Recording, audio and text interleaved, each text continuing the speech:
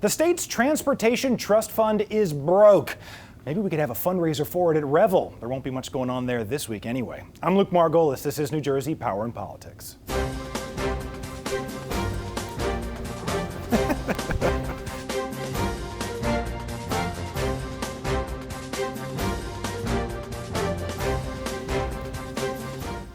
Hello and welcome to New Jersey Power and Politics. I'm Luke Margolis. It was a pretty light week for news out of Trenton, so we'll start first with some stuff on the local level. Do New Jersey police departments need millions of dollars in ex-military equipment? That's the question state lawmakers are asking after recent reports show counties across New Jersey have surplus weapons and equipment in service. But not all of it is for crime fighting. In Little Ferry, flooding after Superstorm Sandy was so bad it destroyed half a dozen squad cars and left officers powerless to save trapped homeowners. The department now has 3 Humvees and 3 5-ton trucks. The 5 tons can actually go into water about six feet deep. These trucks are good for about 4 feet, and we're getting extended breathing apparatus for the intakes. According to the Star Ledger, New Jersey police departments have more than $32 million in surplus military equipment. Kind of fallen off the radar as the summer rolled on, but the Bridgegate investigation jolted back into the consciousness this week a little bit as news came out that the Legislative Committee, looking into the lane closures, has subpoenaed Regina Agia's cell phone records from AT&T. Here to tell us what may or may not be in those is Kate Zernike from the New York Times. Kate, good to see you. Thanks. So what do we think, I guess let's start first. Why are they interested in these records? Well, Regina Agia, who was the governor's liaison to the Port Authority, which of course controls the bridge, mentioned to Randy Mastro, the governor's lawyers, that she thought she had texted the governor the day that some Port Authority workers came in and basically debunked what the administration's cover story had been on the lane closings, which was, this was all part of a traffic study. Right. So she said, but this text was not turned over in response to a subpoena that looked for all communications related to Bridgegate. So the committee said, why not? She said, I think I deleted it. Oh, well, you know, you're required to keep that under state law. How many other texts do you have with the governor? How many texts have you deleted? She couldn't recall. The governor says he can't recall this email, and if it was important, he would have remembered it. But this is a really important time. This is the time in December when the administration is trying to figure out how exposed they are on these lane closures, what emails might be out there, and so they're really trying to go into damage control and try to figure out who has what emails or communications about this. So the idea that someone would delete it suggests that they're hiding something. Will they get them? I mean, does AT&T have to comply with something like this? That's a really good question. So first of all, AT&T says that they will comply with criminal investigations. We don't know. This is not a criminal investigation. That's right. One point. Second of all, cell phone carriers vary on how long they maintain cell phone records. Text records. Right. So we don't know if it's 90 days, if it's a year. They may not have them. So we may not be able to find this text record. This is exactly the type of thing that I'm sure the governor's office hates to see, because I don't know, it seemed to me as if the Bridgegate investigation had kind of slipped a little bit from the front page. The testimony's been long and drawn out and hasn't really had much explosive to it. But this is the type of thing, I mean, I didn't think the text message was significant, so I deleted it. I mean, I find it hard to believe that type of philosophy would really play with a committee that's really deeply looking into something like this. I mean, isn't this the type of thing that keeps this whole thing going, even if we don't get much of substance out of it? Yeah, and I think it's the kind of thing that plays with, first of all, a legislative committee, but also if you look at polls on Christie and the bridge, voters in New Jersey seem to think that he has not told the complete truth on this. I think a majority of voters, I don't know the exact number, right. But I think that it sort of all adds to the sense that we don't really know what's happening here. And as the legislative committee keeps saying, there's a curious lack of curiosity on the part of the governor's office. Sure. They seem to be tenaciously digging in too. I know it's been quiet. They said it was going to be quiet over the summer, but they expected stuff to pick back up soon. I haven't seen anything about scheduled hearings upcoming yet. Have you heard anything about when we might get back to this? Is it going to be the early part of the fall? Do we have any indication on scheduling yet? Or well, they still have this list of, I think it's 13 people who they asked the U.S. Attorney's Office to investigate. The U.S. Attorney, of course, they're trying to work with the U.S. Attorney's Office, and they're not interviewing people the U.S. Attorney's Office doesn't want them to interview yet, right. Which suggests the U.S. Attorney's Office is still working on this quite actively.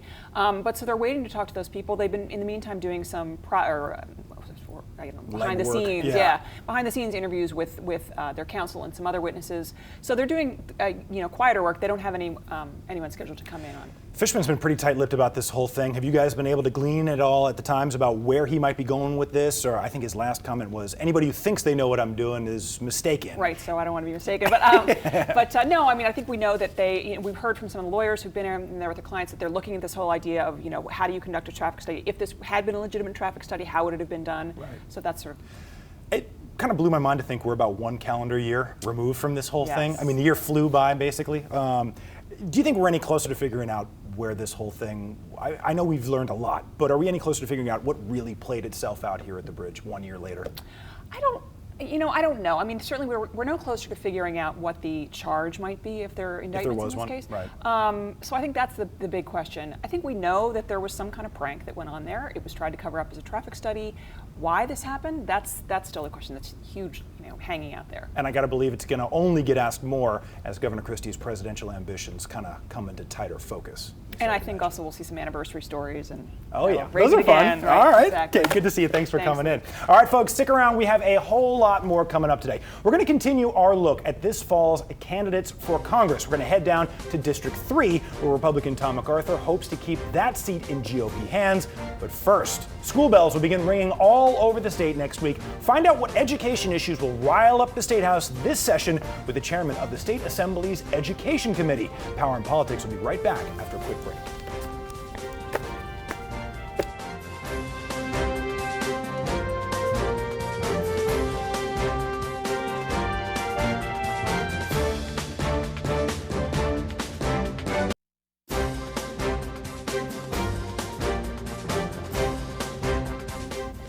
Welcome back to New Jersey Power and Politics. I'm Luke Margolis. Many New Jersey students head back to school next week. While lawmakers have a week left on their summer vacations from the State House, it's never too early to look at the issues facing our state's classrooms. To do that, we've invited the chairman of the Assembly's Education Committee, Assemblyman Pat Diegnan. Welcome to the show. Thanks for having me, Luke. One of the big talking stories last year was this idea that the governor wanted to extend the state's school year and school day. Now, I know with budget issues being what they were, the pilot program didn't end up making it through. What are the odds we bring that back up? Would you like to see it brought back up as a topic of conversation? I'm from Missouri. When it comes especially to the longer school day, kids are cooked at 3 o'clock in the afternoon. I mean, it's not uncommon now with both parents working to drop the kids off at 7:30 in the morning. They have a preschool program. Then many times they have an after-school program. So I know we're looking for a magic bullet, and we say that maybe extending the school day will give them a greater opportunity, but I think it's something that we really have to reflect on. We have to get the input of parents, we have to get the input of staff. I'm not, honestly, I'm probably in the minority here, but I'm not sold on it. Our winters have been pretty tough too. I would imagine factoring in snow days and things along those lines. Is it going to be tougher to extend the school year as well? I mean, the more time we expect kids to stay in school, the more days we may have to make up. Well, again, quality time now is more precious than it ever was, and so many times parents plan vacations to be able to take kids away. I mean, if you're extending the school year into that, you obviously could affect the family situation. So it's not a black and white situation. It may surprise you that I'm having hesitation, but I'm really not sold on the whole concept. And I think it's something that we really, before we leap, we better have all the facts straight. One of the big stories in the last week or so has been the situation in Newark with enrollment. Earlier this week, the governor was called out and said, will you get involved up there? Is it time for some leadership from the governor on this situation in Newark? The governor didn't comment on that specifically. Are you frustrated by what you see up there? The state takeover of school districts is a touchy situation in many of our urban areas. Is that situation a long way from getting resolved, and how much does that concern you? It is simply unacceptable. I always say to folks, when the folks that govern believe they should tell those to whom they are governing rather than listen to what who is being governed want, we're in trouble. And that's what's happening in Newark right now. The superintendent has to reach out to the population. We have a new mayor who everybody I know that knows him says he is an exceptional person. He comes well equipped. He's trying to unite the city, and the divisiveness in Newark right now, I think, is probably the most disheartening aspect in our education system in New Jersey. Does the state legislature have anything they can do to get involved here, or are your hands kind of tied? Well, the whole takeover situation, Newark is one of the 4 takeover districts. Again, you cannot. You have to involve, we are a democracy, you have to involve those that are being governed, and right now the citizens of Newark feel disengaged from the process, and that's just not healthy, and the superintendent to a large extent has not done the outreach that I think she should. And the governor should get involved. I mean, he's the boss, and he obviously is a decisive person, and I think he should really bring the sides together and let's work this out. let's look at other places around the state. There are many people who have issues that they're concerned about, specifically the funding of the various state school districts and the difference between suburban ones and urban ones. I want to play a little sound from the governor's press conference this week where he was pretty critical of that funding formula, as he's been throughout his time here in the executive office. I want to play some sound from him and we'll give you an opportunity to respond. The school funding formula, as I've been talking about for 5 years, is completely inequitable. And towns like Seabright get the short end of the stick because the state gives 63% of its funding to 31 municipalities. And it's outrageous. And it should be changed. The governor, at one point, Senator Carrillos was in the audience and said if it was Senate President Carrillos, we would see some changes to the school funding formula, obviously throwing this at the feet of Democrats in the legislature. Is it time we've been reviewing it. What's the next step in this idea of looking at our funding? I don't know any person, a legislature, any person that's involved with education in the state of New Jersey that likes the funding formula. A town in my district, Metuchen, virtually gets no state aid. It's something that we have to sit down on a bipartisan. I like Joe. Joe's a good guy. He should be Joe Carrillos. He should be part of the determination. It's something that we have to come together. But remember, most of the problems with our school formula have been court mandated. The Abbott districts was a Supreme Court decision. The governor attempted, and I think it was misguided a couple years ago, to bring an appeal to the Supreme Court. And as a result of that appeal, actually the Abbott districts became reestablished. Governor Corzine's formula had done away with the Abbott district designation. So there's enough blame to go along for everybody here, but absolutely positively, it's not fair, it's divisive. It leads suburban versus urban, which is not healthy for our state, and absolutely positively it has to be addressed. This is like the lightning round for education issues, so we don't get to spend too much time on one specific thing. I want to end the block by discussing some things that you guys are going to treat as priorities, and by you guys I mean Democrats in the legislature are going to treat as priorities for you now that when we come back from this summer break. My number one priority right now, and I'm working with Assemblyman Singleton and Mila J.C., who's on and also with the Republican members, Dave Wolf. We've got to deal with the whole issue of charter schools. No one, again, that I know is anti-charter school, but right now it is becoming a divisive, potentially divisive solution, and we have to come together, put in place a clear authorization process, a clear accountability process, a clear renewal process, and I think we're going to do it. I think we're going to do it before the year is out. That's my number one priority right now. You guys are back on the 8th, and then I think committees get back to going on the 11th, Correct. I think we said. So Correct. Not too long. The summer break is just about done. Good to see you back. Exciting stuff. All right, thank you for coming in. Thanks for having me. All right, folks, it's been a pretty bruising campaign so far. Even one of the spouses got involved a little bit. Coming up next, we'll sit down with the Republican candidate for the 3rd Congressional District to find out how things are going in that race. Please stay with us. There's more to come on New Jersey Power and Politics.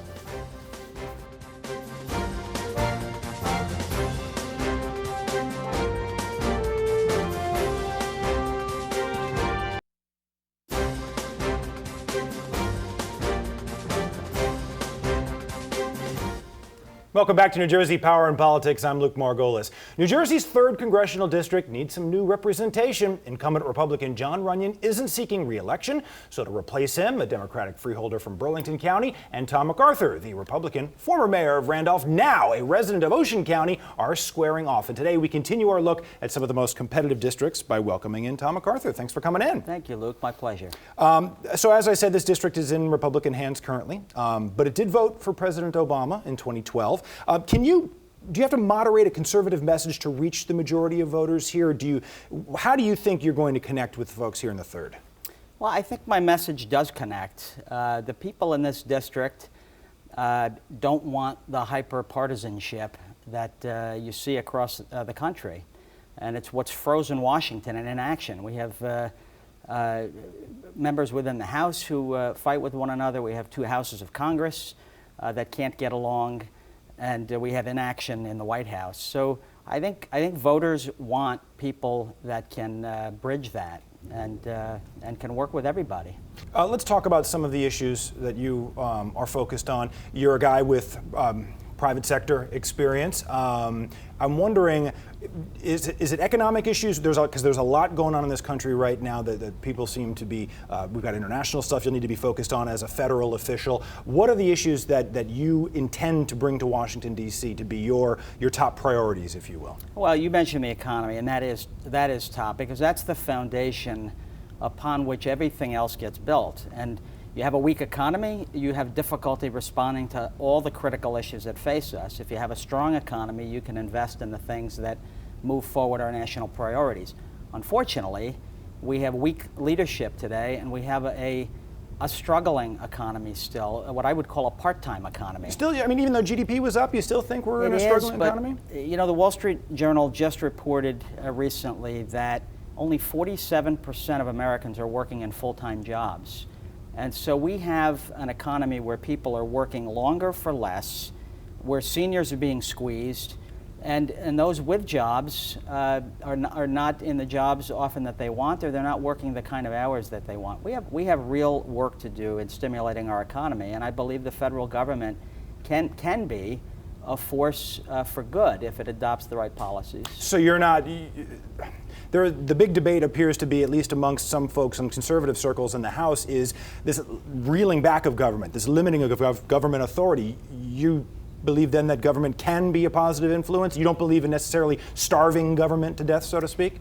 Well, government can be a positive influence. I know that. That doesn't mean it shouldn't be limited too, but it needs to focus on the right things. And I had the pleasure and privilege in my life of working through all different parts of business. I started in an entry-level job out of college, progressed in my career, and ended up running a company and grew it from a small local company to one that employs thousands of people. And I saw, as I grew across the United States, I saw how government action influenced my own decisions as a CEO. So I know from experience that government can help, but because of its size and scope, if it does the wrong things, it can absolutely hurt as well. Are social issues a big part of your campaign? Do you think that the government needs to be more involved in things like abortion restrictions, things like same-sex marriage? I know your opponent in the primary had spent a lot of time, Steve Lonegan, focused on social issues. Where do those rank as far as your campaign is concerned? I know they matter to people, but in the scale of things, in the scheme of things, I really believe our focus must be